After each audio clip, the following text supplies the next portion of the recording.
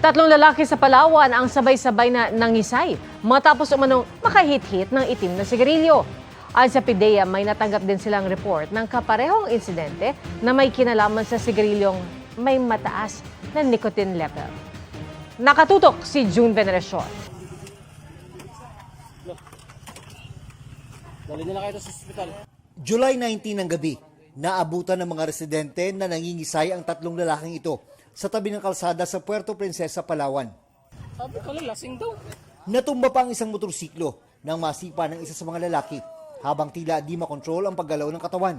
Ang dalawa pa niyang kasama, nakahandusay na parang walang malay. Sabay-sabay silang tatlo. Ilang minuto ang lumipas, dumating ang mga tauhan ng barangay.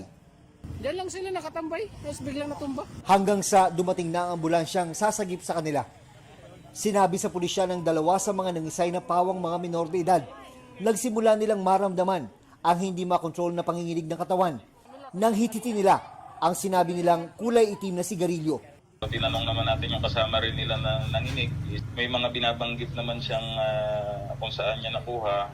Pero subject for investigation pa natin para ma-confirm talaga natin kung kanino nang galing talaga itong alleged na sigarilyo na hinitid nila. Voluntaryo raw na nagpakuha ng specimen ang mga biktima para matukoy kung anong nangyari sa kanila. Patuloy na hinihintay ang resulta. May special task group na tututok sa insidente. Ayon sa PIDEA, hindi pa sila nakatatanggap ng report mula sa Palawan Police. Pero may mga katulad na insidente na naiulat sa kanilang himpilan. Base sa nakalap nila, ang sinasabing black cigarette ay karaniwang galing sa Vietnam at may mataas na nicotine content. And we also received reports nga noon, 2025, na it is known na itong cigarettes daw na ito, they contain very high nicotine. So as to the contents kung may cannabis, wala naman tayong report na natatanggap na ganoon. Inutusan na raw nila ang kanilang regional office sa Mimaropa na makipag-ugnayan sa kanilang opisina sa Palawan. Humingi na rin sila ng kopya ng report mula sa pulisya.